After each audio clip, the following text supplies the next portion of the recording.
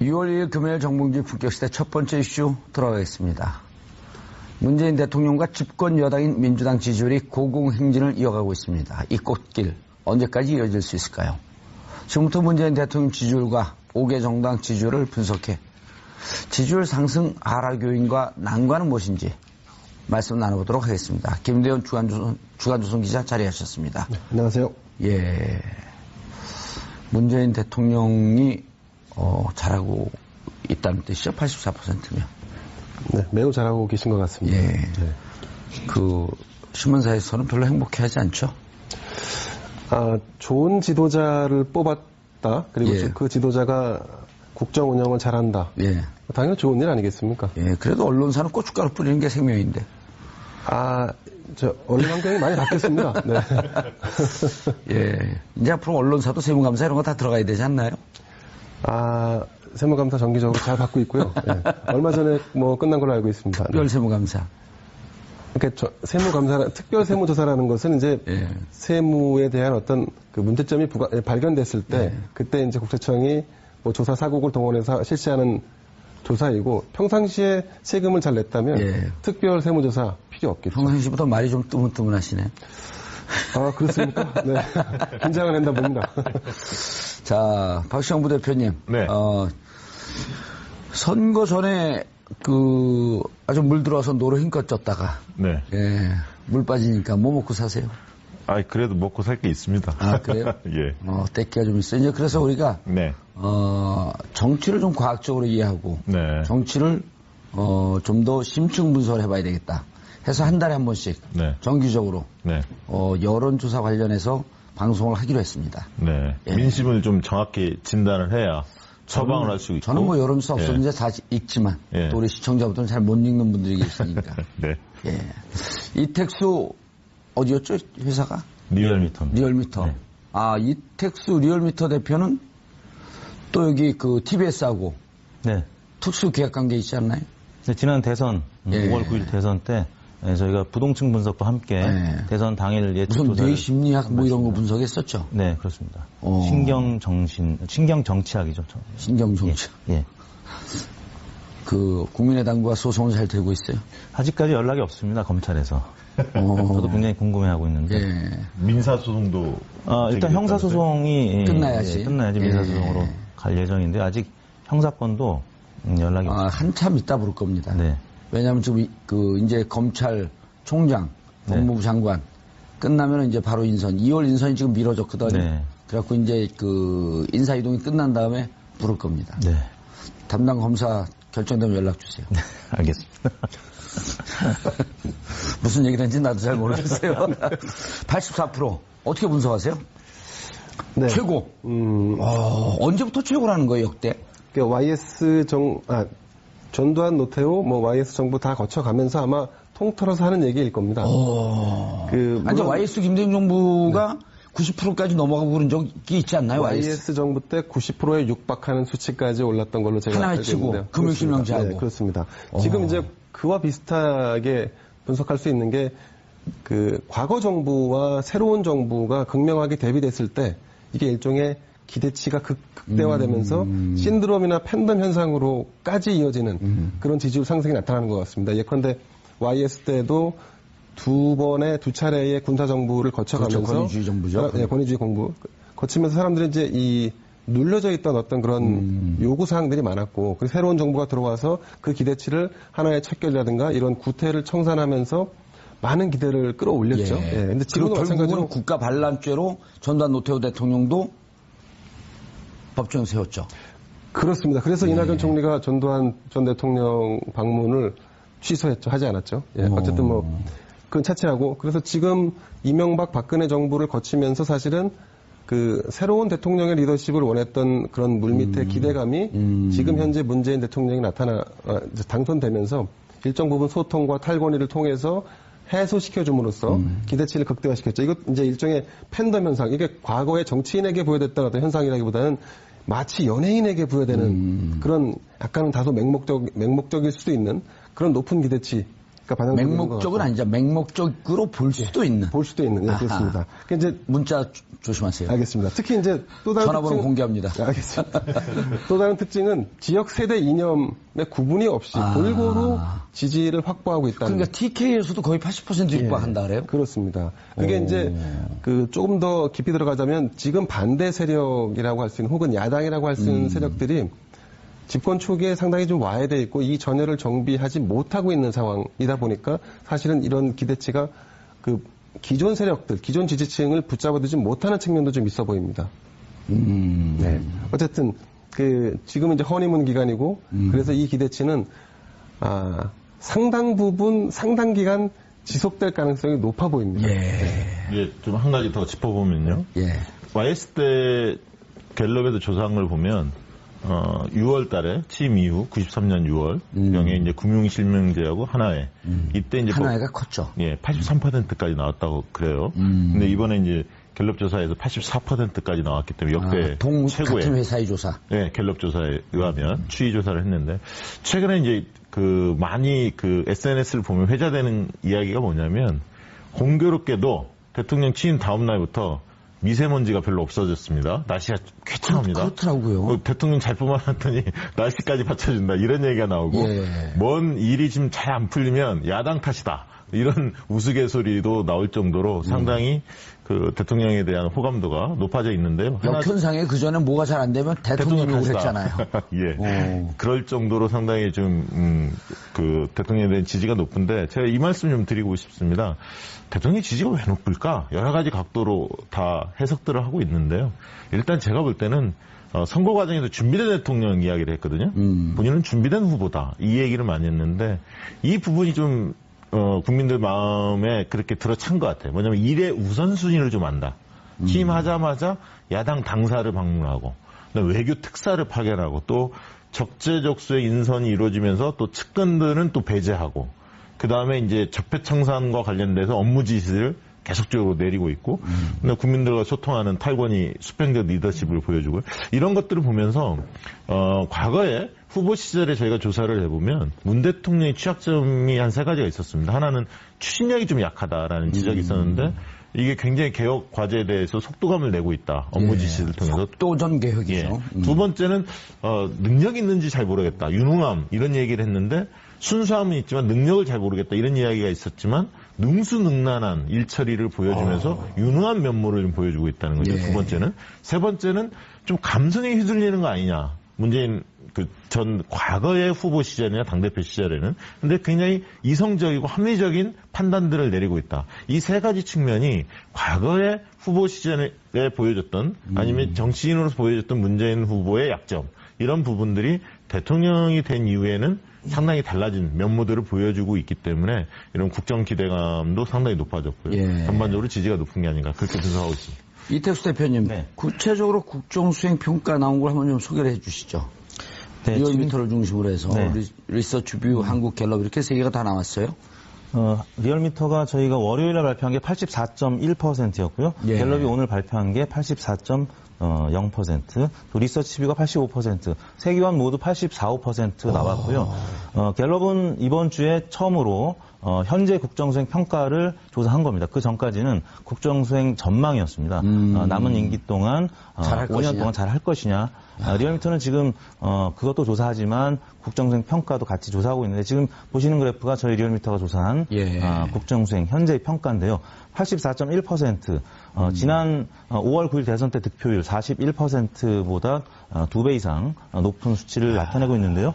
당시에 다른 후보들을 찍었던 분들조차 지금 문재인 대통령이 잘 하고 있다라고 평가를 하고 있는 건데, 가령 오늘 갤럽 조사 발표한 걸 보면 대구 경북에서도 73%가 잘하고 있다고 평가를 했고 60대 이상에서도 65%가 잘하고 있다라고 응답을 했습니다. 심지어는 자유한국당 지지층에서도 44%가 잘하고 있다. 자유한국당을 지지한다고 밝힌 사람들 다시 이제 재조사 들어갔더니 잘 못하고 있다는 평가 32%보다 12%포인트 높은 수치를 보내고 있기 때문에 지금 집토끼들은 당연히 10명 중에 9명 이상이, 그러니까 가령 20, 30, 40대는 90% 이상이 지금 잘 하고 있다라고 응답을 하고 있고요. 50대 때도 80% 이상이 잘 하고 있다라고 응답을 하는데 상대 후보를 찍었던 경쟁 후보를 찍었던 분들조차도 지금 잘하고 있다. 그 이제 원인은 이제 갤럽 조사를 보면 가장 이제 많은 이유가 소통을 잘하고 있다.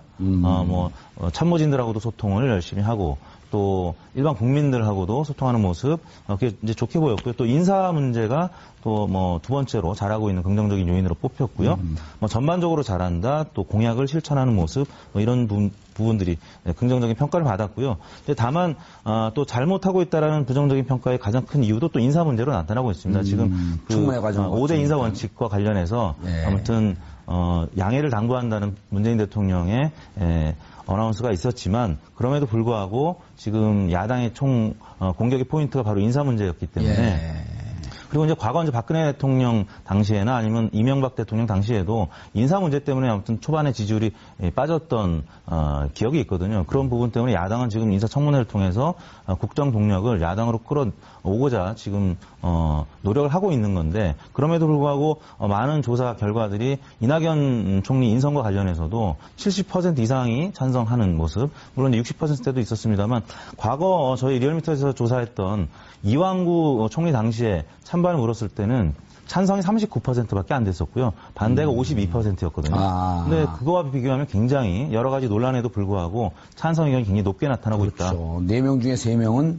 찬성을 하는. 그러니까 문재인 대통령에 대한 국정 동력이 지금 워낙 강하게 국민들의 지지를 받고 있고 그런 상황이기 때문에 어떤 논란이 있어도 지금 문재인 대통령이 인선하는 과정 또 여러 가지 정책들과 관련해서 다 많은 후원을 보내고 있다. 아까 이제 말씀 나왔습니다만 그게 이제 맹목적일 수는 뭐 있을지 없을지 모르겠는데 아무튼 덕후 현상이라는 얘기가 나올 정도까지 문파, 뭐 덕후, 뭐 이런 현상이 나온 정도까지 지지율이 굉장히 높은 상황이 이어지고 있습니다. 박시영 대표님, 사실 많은 분들이 전 정권, 즉 그 9년 2개월 동안 유지됐던 전 정권이 거의 뭐 무정부 상태였었기 때문에 남겨놓은 문제가 너무 많아서 다음 대통령 되는 사람들 불행하다. 이런 얘기들이 많이 나왔었단 말이에요. 이 많은 문제를 도대체 어떻게 할 것이냐. 그래서 그런데 이제 문재인, 방금도 얘기했지만 문재인 당시 후보가 좀 우유부단하고 결단력이 없는 거 아니냐? 이러면서 우려들을 많이 했단 말이에요. 근데 깜짝 놀랄 정도로 잘하고 있는 거예요.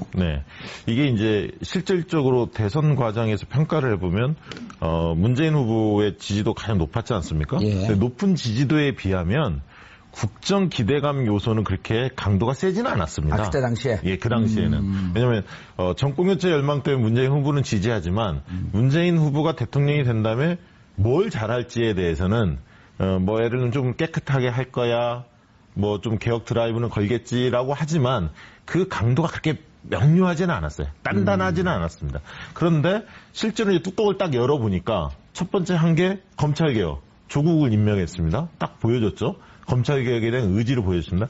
그 다음에 이제 서훈을 임명하면서 국정개혁 확실히 하겠다라는 걸 좀 표출했고요. 그 다음에 재벌개혁에 대한, 재벌에 대한 저격수라고 이야기하는 김상조 공정거래위원장 임명했죠. 그래서 검찰개혁, 재벌개혁, 국정원개혁에 대한 의지를 보여줬고. 장하성. 그 다음에 이제 장하성도 있죠.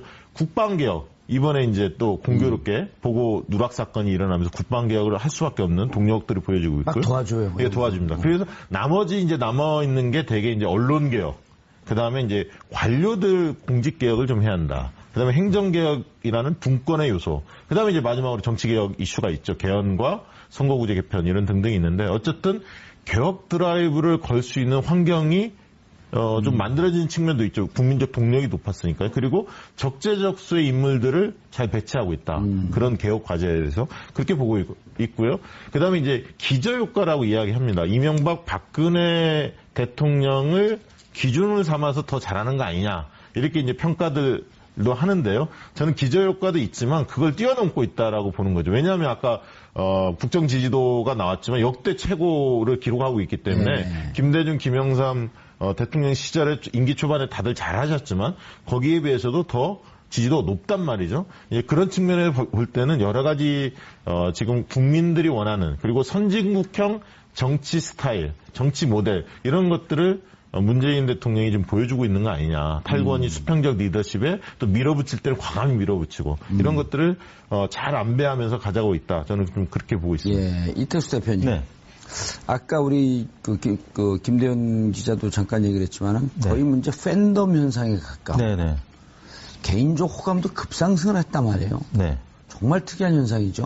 그런데 이제 이게 아무래도 뭐 기저효과라고 얘기하는 분들도 있는데 자꾸 전임 대통령 통치 스타일, 전임 대통령의 소통 스타일 이런 거하고 비교 안 할 수가 없는 거 아니에요?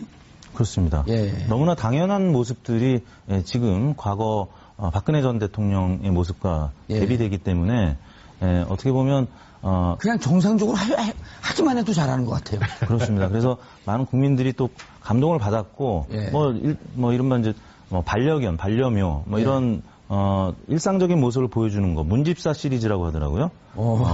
그냥 뭐 일반적인 그런 영상 또 사진들이었는데 또 이제 김정숙 여사가 또 그동안에 보여왔던 행보들 뭐 많은 네티즌들이 이제 눈물을 머금는 장면들이 여러 건들이 있었죠. 또 문재인 대통령도 지난번 5.18 광주 예. 민주화 기념식 때 또 그 희생자 가족을 예. 포옹하면서 심지어 이제 수하는 그 분까지 우는 모습을 많은 국민들이 보고 같이 감동을 받았기 때문에 그 감동이 계속 이어지고 있는 거죠. 예. 그래서 80% 이상이 지금 뭐 갤럽 조사에서는 88%까지 국정 전망이 나왔었기 때문에 이른바 팬덤 현상이라고 할 수 있을 정도인데요.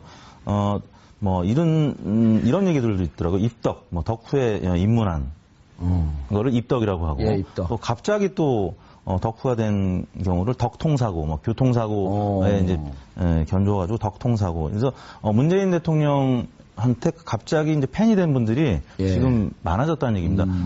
가령 유승민 후보를 찍었거나 아니면 또 그 심상정 후보를 찍었던 국민들도 이제 문재인 대통령의 팬이 되어 있는 그래서 어떤 걸 하건 간에 다 이제 문재인 대통령한테 예. 응원을 해주고 심지어 뭐 지난번 20세 이하 축구 경기에서도 예. 처음에 2연승 할 때만 해도 이게 다 문재인 대통령 덕분 아니겠느냐라는 얘기까지 나올 정도로 다 이제 대통령 덕분이다라는 예, 얘기가 이번 8강 나왔는데 탈락한 거는 야당이 발목 잡게서 그렇습니다. 뭐 여러 청문회 과정에서 예. 힘든 모습을 보였기 때문에 네티즌들은 또 그런 우스갯소리도 그러니까 하는데요. 다들 잘 아시겠지만 덕후라고 하는 표현이 사실은 신조어인데 네. 좀 한번 설명을 해주시죠 우리 시청자분들께.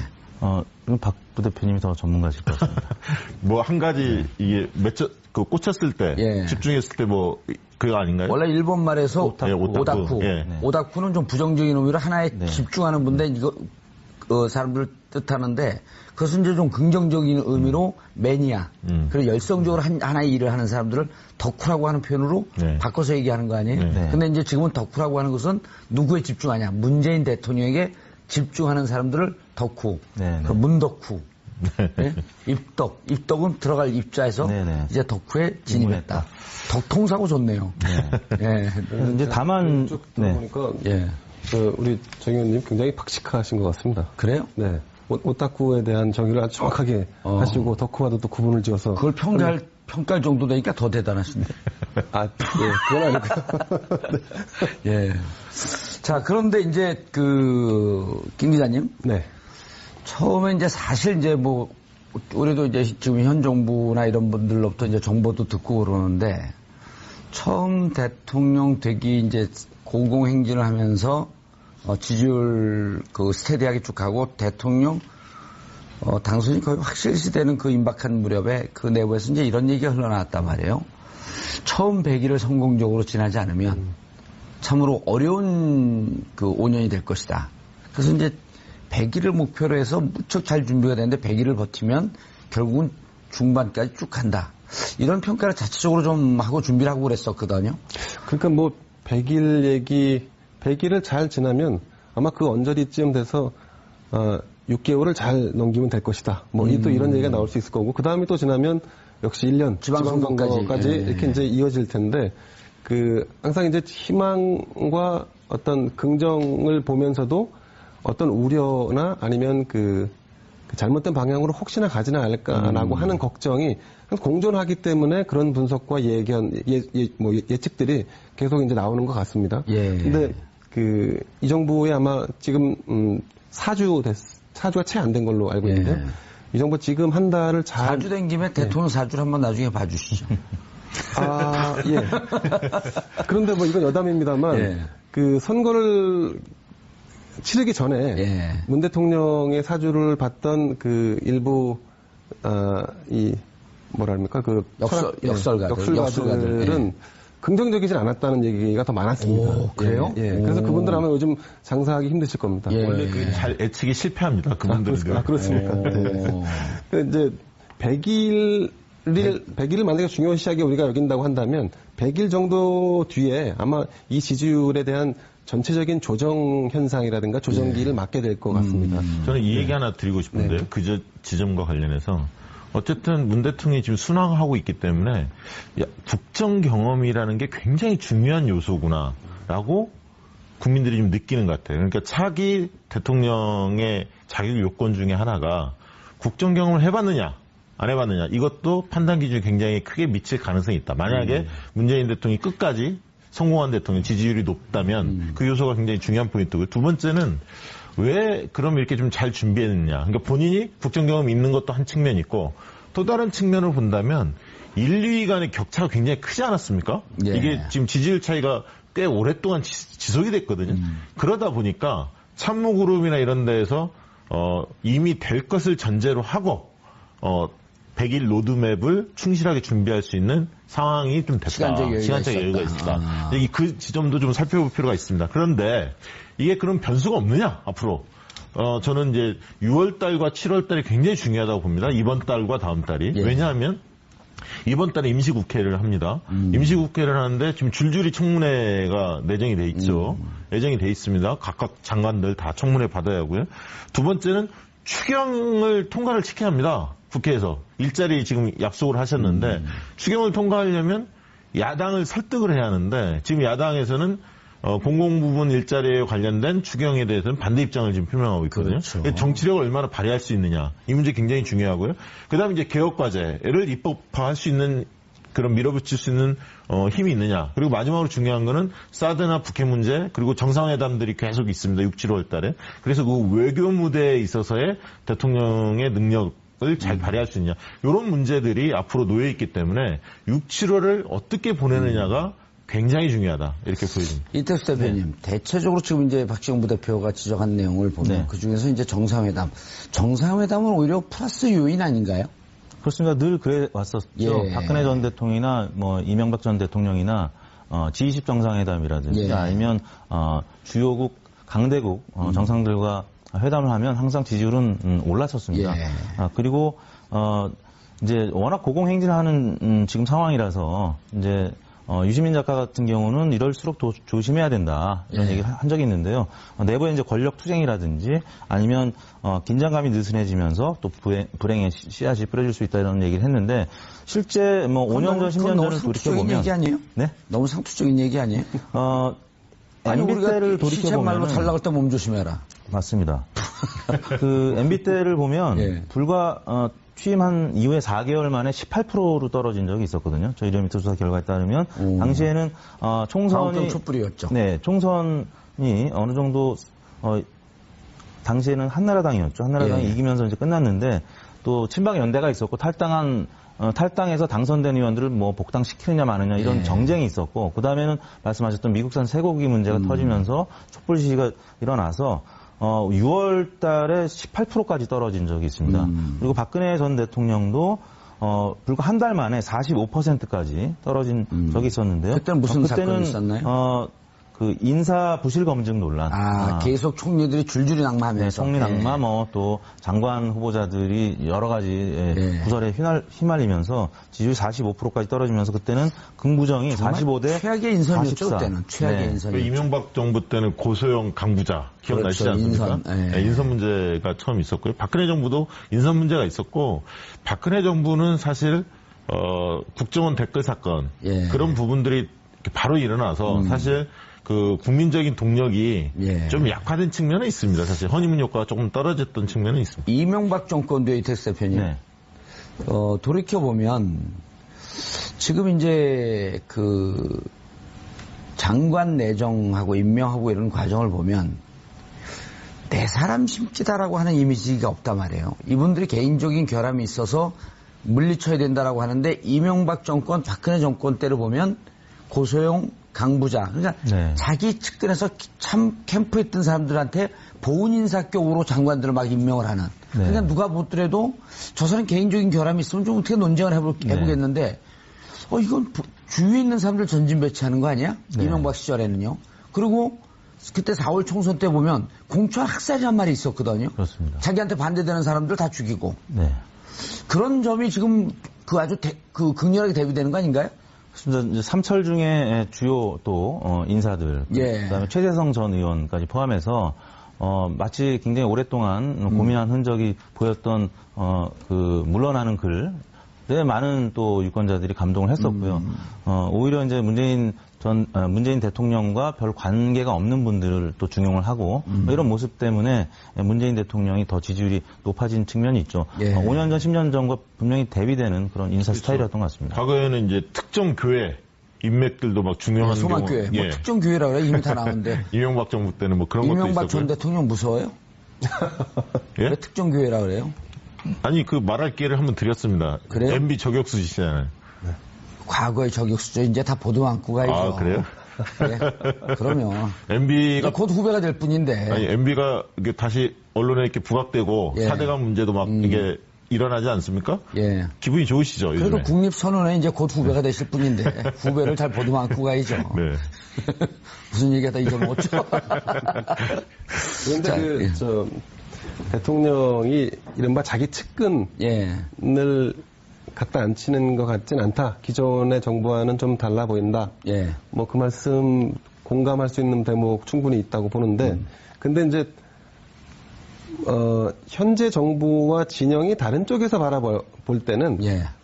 어쨌든 같은 진영의 인사를 갖다 앉힌다라고 그렇죠. 하는 느낌은 아마 크게 다르지 않을 것 같습니다. 예. 지금 이제 이런 것, 이거는 아마 지극히 문재인 대통령의 개인 스타일을 아마 반영하지 않았나 싶은데요.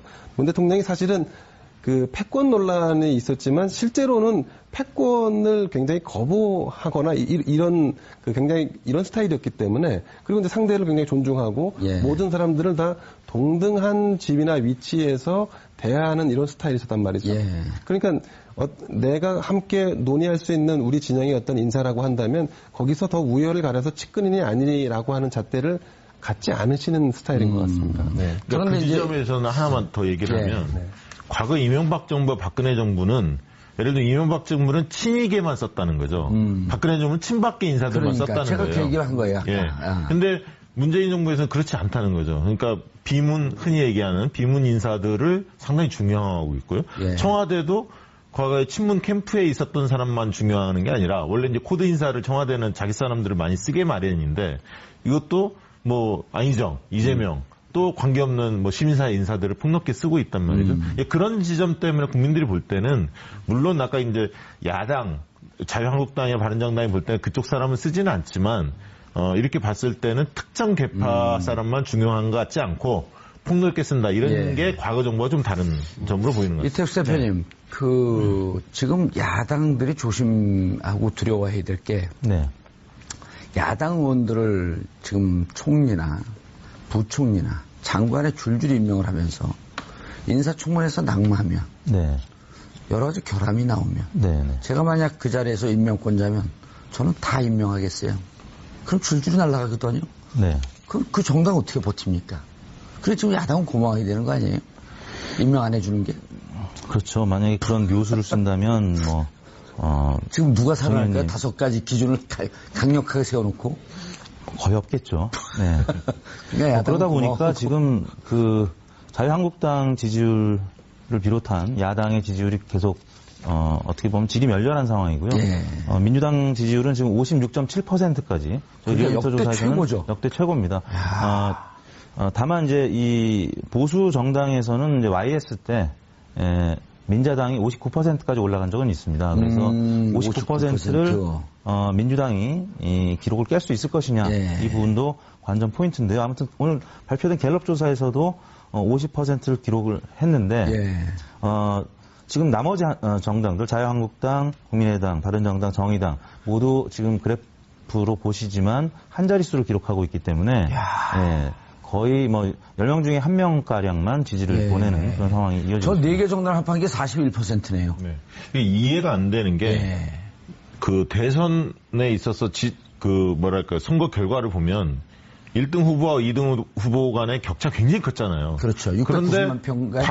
557만 표죠. 557만 표인데 과거의 선례를 보면 2007년 모델하고 거의 똑같지 않습니까? 예. 그런데 이쯤 되면 되게 정풍운동이나 당 쇄신운동이 세게 벌어집니다. 그리고 심각하게 친정당이. 예, 친정당이 당연히 그런 거죠. 당대표 교체해라부터 시작해서 초재선 의원들이 막 들고 일어나고 대선 평가도 굉장히 다른 의견을 가진 사람들을 외부 전문가들 많이 모셔서 듣는데 지금의 야당들은 지리멸렬하거든요. 그리고 그런 어떤 반성의 느낌을 보여주지 못하고 있어요, 사실은.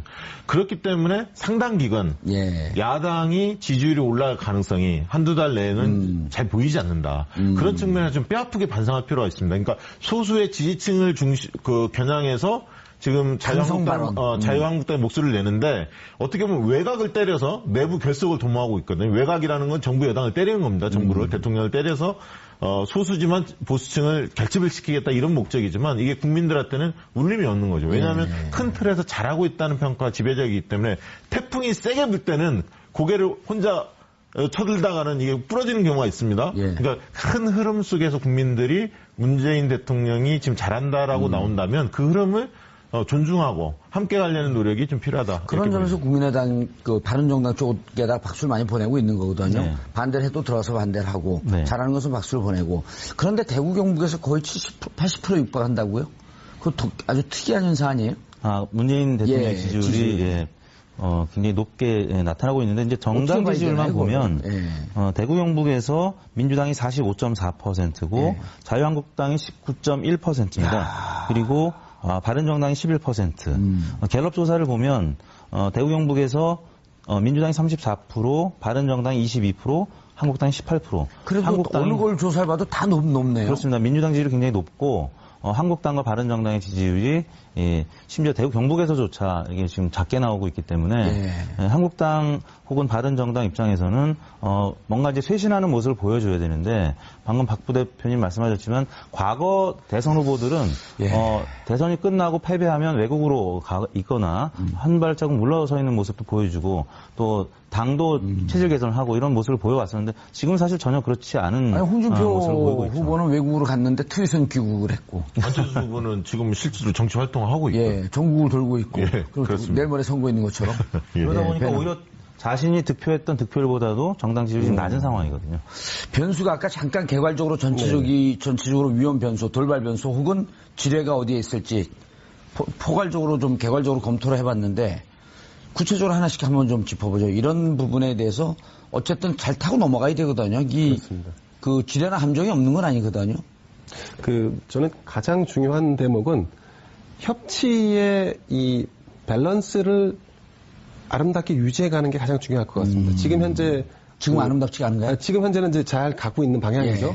근데 잘 가고 있기 때문에 예컨대 이낙연 국무총리 인준만 놓고 본다면 자유한국당이 소외되는 느낌이고 나머지 정당이 같이 국정을 운영하는 이런 모델로 해서 지금 끌어오는 거죠. 근데 아마 지금 현재 집권 여당은 이런 모델을 가장 이상적으로 여기고 있을 겁니다. 다만 이것이 어느 순간 예컨대 국정에서 실수가 나오든지 아니면 집권 여당이 다소 오만한 모습을 보일 때 그럼 이 협치가 깨지기 시작하는데 깨지면 어느 순간 갑자기 여소야대의 냉엄한 현실 속에 빠져들 수가 있습니다. 그게 국정의 발목을 잡거나 지지율 하락 혹은 국정수행 평가의 하락으로 이어질 가능성이 매우 높죠. 협치가 균열될 때. 그렇습니다. 맞습니다. 네.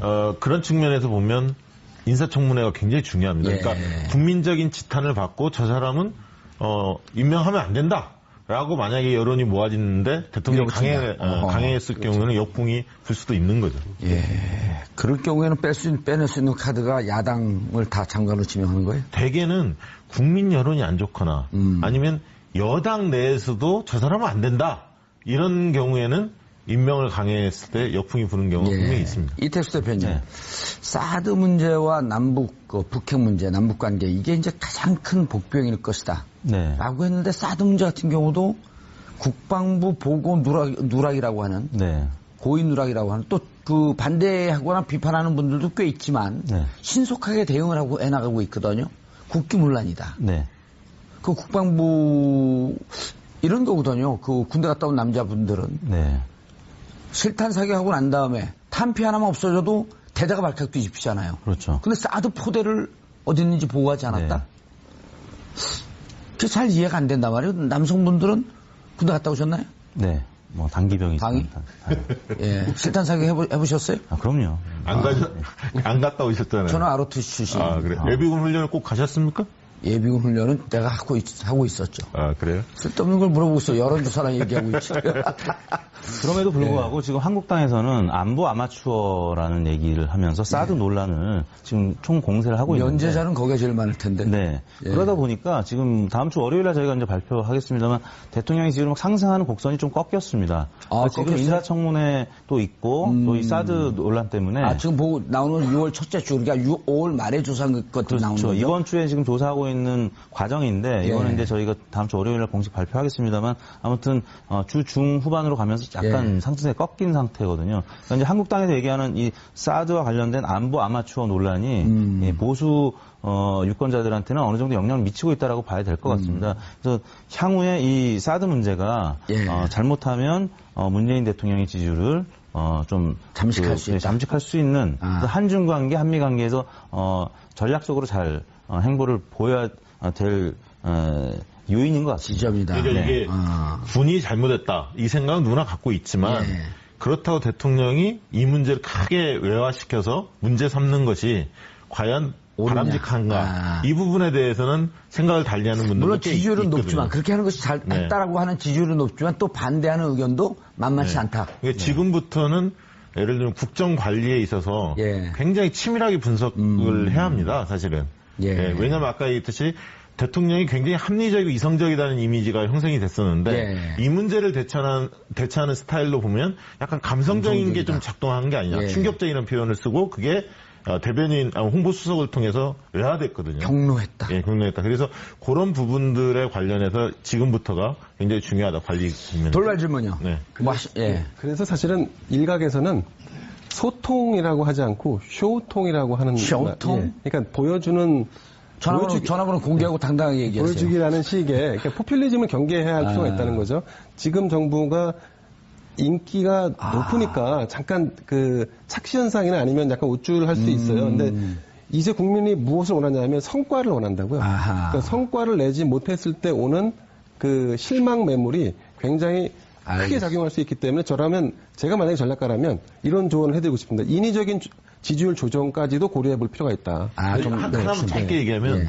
임기 6개월간에는 이 양반들 말은 참 많네. 성과가 나올 수가 없기 때문에 예. 국민들은 어떤 지점을 보냐면 방향성을 봅니다. 자세와 방향성을 보는데 국민을 대하는 자세, 국정을 임하는 자세와 대통령의 그다음에 방향성, 어떻게 가려고 하는지 그 방향성에 대한 공감대를 계속적으로 확보하는 노력이 굉장히 중요합니다. 알겠습니다.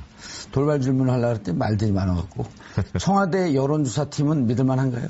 지금 참여정부 때는 청와대 여론조사 비서관실이 간단하게 예 아니요만 하세요. 별도 존재했는데 지금 그게 없어졌습니다. 예. 왜 그 회사 대표 이근영 거기 들어가고 여론조사 해야죠. 최고의 전문가. 그 당시에 비서관 했던 사람이 십몇 년 지나 또 비서관 한다는 게. 아니 여론조사 수석을 다시 만들면 되죠. 아니, 수석실은 없었습니다, 원래. 예, 네. 비서관실만 있었는데. 아니 여론조사가 중요하거든요. 그 네. 동향을 읽고. 네. 그리고 여론조사 아까 뭐 인위적인 조정까지도 필요하다라고 했는데 네. 실질적으로 여론조사라고 하는 흐름은 거의 과학적으로 분석이 되는 거 아니에요? 그러니까 이게 지지도만을 보려고 하기 때문에 문제가 되는 거예요. 그러니까 지지도에 숨어 있는 이유들 여러 가지가 있는데 그런 부분을 심층적으로 분석을 해야 하는데 지금 청와대에서 과연 얼마나 여론조사에 대한 그 비중을 두고 고민을 하는지는 아직은 모르겠습니다. 바로 비판을 하시네. 그리고 이제 이런 거 아닌가요? 이 양반들 말 많으니까 계속 하네. 아니 이게 우리가 좀 구분해 볼 게 예. 지금 현재 이거는 국정 수행 평가에 대해서 잘하냐 못하냐지 지지율이 80몇 %는 아닌 상황입니다. 네, 그러니까 언제든지 못했을 때는 그대로 빠지는 거죠. 그렇죠. 지지율이라는 예. 것은 예컨대 고정 지지율도 있고 추가적인 지지율도 이렇게 생기는데 지금 이제 그런 부분들을 좀 구분해서 볼 필요가 있죠. 알겠습니다. 뭐 이렇게 부정적으로 얘기하려고 하는 게 아니라 잘하는데 이런 정도 점을 좀 경계하면서 가야 되겠다. 네네. 예. 저는 더 잘하기를 원하고 있습니다. 알겠습니다. 그 조선일보의 공식적 입장인가요? 저기 시간 다 됐지 않았습니까? 네.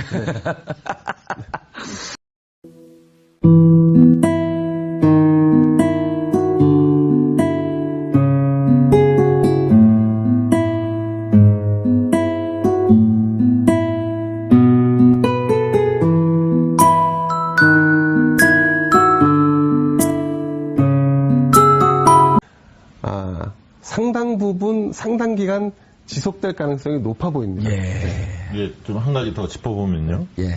YS 때 갤럽에도 조사한 보면 6월 달에 취임 이후 93년 6월 경에 이제 금융실명제하고 하나회 이때 이제 하나회가 컸죠. 예, 83%까지 나왔다고 그래요. 근데 이번에 이제 갤럽 조사에서 84%까지 나왔기 때문에 역대 최고의 같은 회사의 조사. 네, 갤럽 조사에 의하면 추이 조사를 했는데 최근에 이제 많이 SNS를 보면 회자되는 이야기가 뭐냐면 공교롭게도 대통령 취임 다음 날부터 미세먼지가 별로 없어졌습니다. 날씨가 쾌청합니다. 그렇더라고요. 대통령 잘 뽑아놨더니 날씨까지 받쳐준다 이런 얘기가 나오고 예. 뭔 일이 지금 잘 안 풀리면 야당 탓이다. 이런 우스갯소리도 나올 정도로 상당히 대통령에 대한 호감도가 높아져 있는데요. 역현상에 그 전에 뭐가 잘 안 되면 대통령이 욕을 했잖아요. 예. 그럴 정도로 상당히 좀, 대통령에 대한 지지가 높은데 제가 이 말씀 좀 드리고 싶습니다. 대통령 지지가 왜 높을까? 여러 가지 각도로 다 해석들을 하고 있는데요. 일단 제가 볼 때는 선거 과정에서 준비된 대통령 이야기를 했거든요. 본인은 준비된 후보다. 이 얘기를 많이 했는데 이 부분이 좀 국민들 마음에 그렇게 들어찬 것 같아요. 뭐냐면 일의 우선순위를 좀 안다. 취임하자마자 야당 당사를 방문하고 외교 특사를 파견하고 또 적재적소의 인선이 이루어지면서 또 측근들은 또 배제하고 그 다음에 이제 적폐청산과 관련돼서 업무 지시를 계속적으로 내리고 있고 국민들과 소통하는 탈권위 수평적 리더십을 보여주고요. 이런 것들을 보면서 과거에 후보 시절에 저희가 조사를 해보면 문 대통령의 취약점이 한 3가지가 있었습니다. 하나는 추진력이 좀 약하다라는 지적이 있었는데 해서 한 달에 한 번씩 네. 정기적으로 네. 여론조사 관련해서 방송을 하기로 했습니다. 네. 예. 민심을 좀 정확히 진단을 해야 처방을 할 수 있고. 저는 뭐 여론조사 없었는데 다 읽지만 예. 또 우리 시청자분들은 잘 못 읽는 분들이 계시니까. 네. 예. 이택수 어디였죠? 회사가? 리얼미터입니다. 리얼미터. 네. 이택수 리얼미터 대표는 또 여기 TBS하고 네. 특수 계약 관계 있지 않나요? 지난 대선, 예. 5월 9일 대선 때 저희가 부동층 분석과 함께 예. 대선 당일 예측 무슨 조사를 뇌심리학 뭐 이런 거 분석했었죠? 네, 그렇습니다. 어. 신경정치학이죠. 신경정치. 예. 국민의당과 소송은 잘 되고 있어요? 아직까지 연락이 없습니다, 검찰에서. 저도 굉장히 궁금해하고 있는데. 예. 민사소송도 일단 형사소송이 끝나야지. 끝나야지 민사소송으로 예. 갈 예정인데 아직 형사건도 연락이 없습니다. 한참 있다 부를 겁니다. 네. 왜냐하면 지금 이제 검찰총장, 네. 법무부 장관 끝나면 이제 바로 인선. 2월 인선이 지금 미뤄졌거든요. 네. 그래갖고 이제 인사 이동이 끝난 다음에 부를 겁니다. 네. 담당 검사 결정되면 연락 주세요. 알겠습니다. 무슨 얘기를 했는지 나도 잘 모르겠어요. 84% 어떻게 분석하세요? 네. 최고. 언제부터 최고라는 거예요, 역대? YS 전두환, 노태우, YS 정부 다 거쳐가면서 아마 통틀어서 하는 얘기일 겁니다. 아니, YS 김대중 정부가 90%까지 넘어가고 그런 적이 있지 않나요? YS 정부 때 90%에 육박하는 수치까지 올랐던 걸로 제가 하나에 알고 치고 있는데요. 금융실명제하고. 네, 그렇습니다. 지금 이제 그와 비슷하게 분석할 수 있는 게 과거 정부와 새로운 정부가 극명하게 대비됐을 때 이게 일종의 기대치가 극대화되면서 신드롬이나 팬덤 현상으로까지 이어지는 그런 지지율 상승이 나타나는 것 같습니다. 예컨대 YS 때도 두 차례의 군사정부를 거쳐가면서. 그렇죠, 권위주의 정부죠. 네, 권위주의 공부. 거치면서 사람들이 이제 눌려져 있던 어떤 그런 요구사항들이 많았고, 그리고 새로운 정부가 들어와서 그 기대치를 하나의 척결이라든가 이런 구태를 청산하면서 많은 기대를 끌어올렸죠. 예. 예. 근데 지금도 그리고 결국은 마찬가지로 국가 반란죄로 전두환 노태우 대통령도 법정에 세웠죠. 그렇습니다. 그래서 이낙연 총리가 전두환 전 대통령 방문을 취소했죠. 하지 않았죠. 예. 어쨌든 뭐 그건 차치하고 그래서 지금 이명박 박근혜 정부를 거치면서 사실은 그 새로운 대통령의 리더십을 원했던 그런 물밑의 기대감이 지금 현재 문재인 대통령이 당선되면서 일정 부분 소통과 탈권위를 통해서 해소시켜줌으로써 기대치를 극대화시켰죠. 이것 이제 일종의 팬덤 현상. 이게 과거에 정치인에게 부여됐던 어떤 현상이라기보다는 마치 연예인에게 부여되는 그런 약간은 다소 맹목적일 수도 있는 그런 높은 기대치가 반영되는 것 같아요. 맹목적은 아니죠. 맹목적으로 볼 수도 있는. 볼 수도 있는. 예, 그렇습니다. 이제 문자 조심하세요. 알겠습니다. 특히 이제 또 다른 전화번호 특징, 공개합니다. 알겠습니다. 또 다른 특징은 지역 세대 이념의 구분이 없이 골고루 지지를 확보하고 있다는. 그러니까 TK에서도 거의 80% 육박한다 그래요? 그렇습니다. 그게 이제 그 조금 더 깊이 들어가자면 지금 반대 세력이라고 할 수 있는 혹은 야당이라고 할 수 있는 세력들이 집권 초기에 상당히 좀 와해돼 있고 이 전열을 정비하지 못하고 있는 상황이다 보니까 사실은 이런 기대치가 그 기존 세력들, 기존 지지층을 붙잡아두지 못하는 측면도 좀 있어 보입니다. 네. 어쨌든 그 지금은 이제 허니문 기간이고 그래서 이 기대치는 6월 2일 금요일 정봉주 품격시대 첫 번째 이슈 들어가겠습니다. 문재인 대통령과 집권 여당인 민주당 지지율이 고공행진을 이어가고 있습니다. 이 꽃길 언제까지 이어질 수 있을까요? 지금부터 문재인 대통령 지지율과 5개 정당 지지율을 분석해 지지율 상승 하락 요인과 난관은 무엇인지 말씀 나눠보도록 하겠습니다. 김대현 주간조선 기자 자리하셨습니다. 네, 안녕하세요. 예, 문재인 대통령이 잘하고 있다는 뜻이죠. 84%면. 네, 매우 잘하고 계신 것 같습니다. 예, 네. 그 신문사에서는 별로 행복해하지 않죠. 좋은 지도자를 뽑았다. 그리고 예. 그 지도자가 국정 운영을 잘한다. 예, 당연히 좋은 일 아니겠습니까? 예, 그래도 언론사는 고춧가루 뿌리는 게 생명인데. 언론 환경이 많이 바뀌었습니다. 네.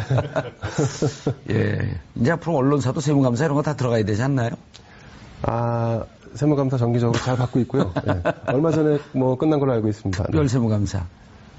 그러니까 특별 세무조사라는 것은 이제 예. 세무에 대한 어떤 그 문제점이 발견됐을 때 그때 이제 국세청이 뭐 조사 사국을 동원해서 실시하는 조사이고 평상시에 세금을 잘 냈다면 특별 세무조사 필요 없겠죠. 평상시보다 말이 좀 뜨문뜨문하시네. 그렇습니까? 네. 긴장을 한다 봅니다. 자, 박시영 부대표님. 네. 선거 전에 아주 물들어서 노로 힘껏 쪘다가. 네. 예, 물 빠지니까 뭐 먹고 사세요? 그래도 먹고 살 게 있습니다. 그래요? 예. 떼끼가 좀 있어요. 이제 그래서 우리가, 네. 정치를 좀 과학적으로 이해하고. 네. 정치를, 좀 더 심층 분석을 해봐야 되겠다. 이게 굉장히 개혁 과제에 대해서 속도감을 내고 있다. 업무 지시를 통해서. 속도전 개혁이죠. 예. 두 번째는 능력이 있는지 잘 모르겠다. 유능함 이런 얘기를 했는데 순수함은 있지만 능력을 잘 모르겠다. 이런 이야기가 있었지만 능수능란한 일처리를 보여주면서 유능한 면모를 좀 보여주고 있다는 거죠. 두 번째는. 세 번째는 좀 감성에 휘둘리는 거 아니냐. 문재인 전 과거의 후보 시절이나 당대표 시절에는. 근데 굉장히 이성적이고 합리적인 판단들을 내리고 있다. 이 세 가지 측면이 과거의 후보 시절에 보여줬던 아니면 정치인으로서 보여줬던 문재인 후보의 약점. 이런 부분들이 대통령이 된 이후에는 상당히 달라진 면모들을 보여주고 있기 때문에 이런 국정 기대감도 상당히 높아졌고요. 전반적으로 지지가 높은 게 아닌가 그렇게 분석하고 있습니다. 이택수 대표님, 구체적으로 국정수행 평가 나온 걸 한번 좀 소개를 해 주시죠. 네, 리얼미터를 중심으로 해서 리서치뷰, 한국갤럽 이렇게 세 개가 다 나왔어요. 리얼미터가 저희가 월요일에 발표한 게 84.1%였고요. 갤럽이 오늘 발표한 게 84.0%, 또 리서치뷰가 85%, 세 기관 모두 84.5% 나왔고요. 갤럽은 이번 주에 처음으로 현재 국정수행 평가를 조사한 겁니다. 그 전까지는 국정수행 전망이었습니다. 남은 임기 동안 5년 동안 잘 할 것이냐. 리얼미터는 지금 그것도 조사하지만 국정수행 평가도 같이 조사하고 있는데 지금 보시는 그래프가 저희 리얼미터가 조사한 국정수행 현재의 평가인데요. 84.1%, 지난 5월 9일 대선 때 득표율 41%보다 2배 이상 높은 수치를 나타내고 있는데요. 당시에 다른 후보들을 찍었던 분들조차 지금 문재인 대통령이 잘 하고 있다라고 평가를 하고 있는 건데, 뭐 가령 오늘 갤럽 조사 발표한 걸 보면 대구 경북에서도 73%가